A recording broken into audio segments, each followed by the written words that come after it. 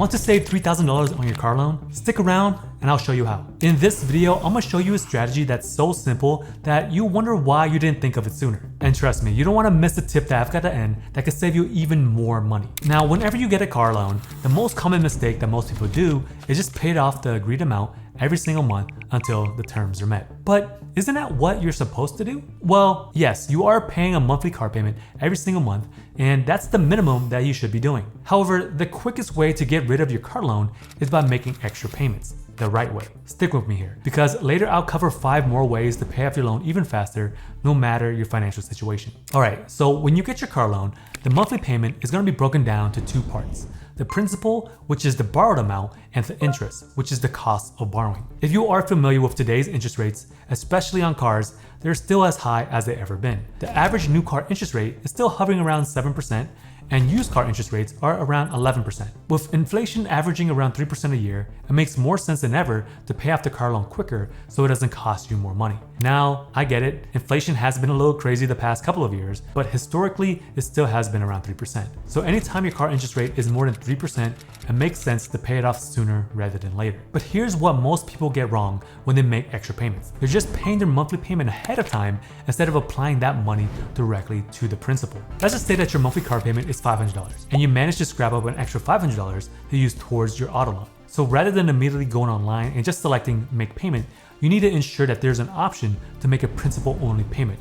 If not, you may have to call the lender personally. Now, why does this matter? Because paying down the principal lowers your total loan amount, which reduces your interest that you would have to pay over time. If you were just to click make a payment, that extra $500 would be viewed as an early monthly payment. So if you made a payment in June and apply that extra $500, it will be applied to the July payment, and you probably will not have another payment due until August. Now, the only way this works is that if your auto loan does not have a prepayment penalty. These aren't common since most auto loans don't have this, but it is best to make sure so you don't get charged extra for paying off your loan early, which can end up costing you more money. The simplest way to find this is by looking at your agreement or just by calling the lender directly. So let's quickly run some numbers so I can show you why this works so well. Let's just say that you're the average Joe and the average car loan is roughly around $40,000 at 7% interest rate for 72 months. Based on these terms, your monthly payment would be $681.96. Over the life of the loan, you're gonna end up paying $9,101.05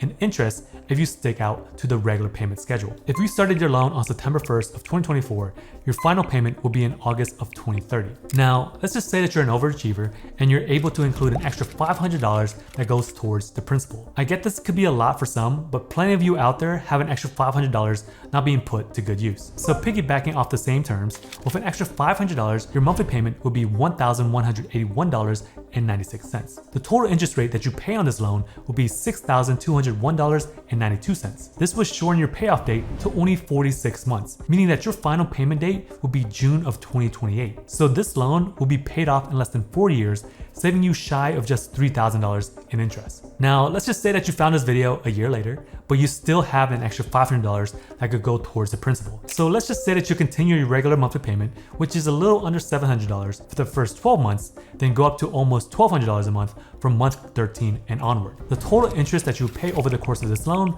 will be $7,155.10, and your loan term will be completed in just 53 months, which equals to 4 years and 5 months. Your final payment date will be in January of 2029. The impact of doing this will shorten your loan by nearly 19 months compared to the original schedule and save you a little under $2,000 in interest compared to not making any extra payments at all. Now, if you can't manage an extra $500, even an extra $200 can make a big difference. By going this route, your loan term will only be 59 months, which equals to 4 years and 11 months. The total interest that you pay on the loan will be $7,620.50. You see, even by adding an extra $200 to your monthly payment that goes towards the principal, this will save you around $1,500 compared to not making any extra payments at all. Now, this strategy isn't just a theory, it actually worked for me for my very first car loan. So back when I was in the Marines, I bought a 2008 Honda Civic SI. At the time, I was only 2 years old and I had to finance almost $20,000. So once I learned about making principal only payments, I started putting every extra dollar I had towards the principal. So after deployments, I would take the money that I saved and apply it directly to the loan. This helped me pay off the car faster and save me a ton of money. I was one of the very few people in my platoon that had a paid off car loan. Remember, though this strategy only works if the lender allows principal-only payments. It's always worth checking because this can save you thousands. Now, I know that not everybody has extra cash lying around to throw at their car loan. That's why I'm going to share with you 5 other strategies that you can use to pay off your loan faster, even if you're on a tight budget. And remember, stay with me until the end because these tips can really make a difference. The first way is to consider refinancing your car loan to secure a lower interest rate or even shorten the loan length. Even in this environment, interest rates are still relatively high,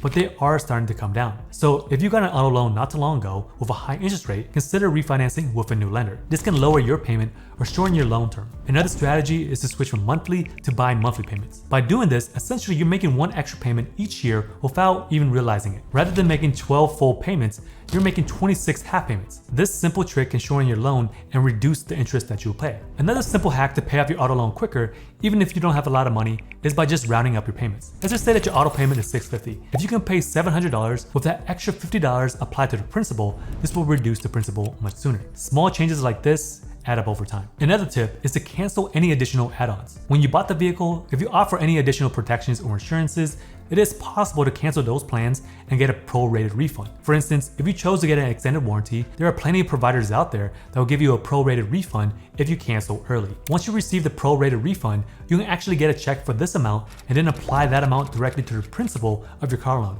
which will lower the overall balance and result in a faster payoff. The fourth way is to make use of lump sum payments whenever you can. If you get a tax refund, a bonus, or any unexpected cash, consider using it to pay down your car loan. These payments can significantly reduce the interest that you would have to pay and shorten the length of the loan. Last, and certainly not least, budgeting your money correctly. While it might not be the most exciting thing to do, but tracking your spending allows you to identify where you can cut costs. Honestly, budgeting and figuring out where your money goes is probably one of the best things that you can do for your personal finances. It's helped me countless times. Now, I'm not telling you to create an Excel spreadsheet forever.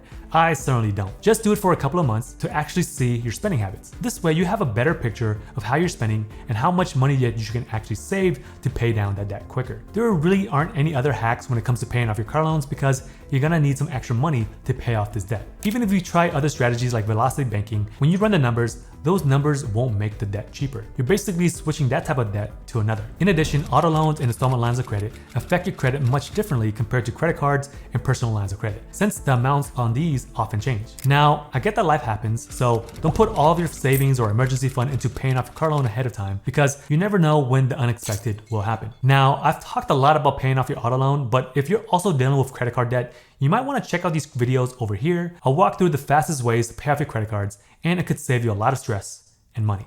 See you over there.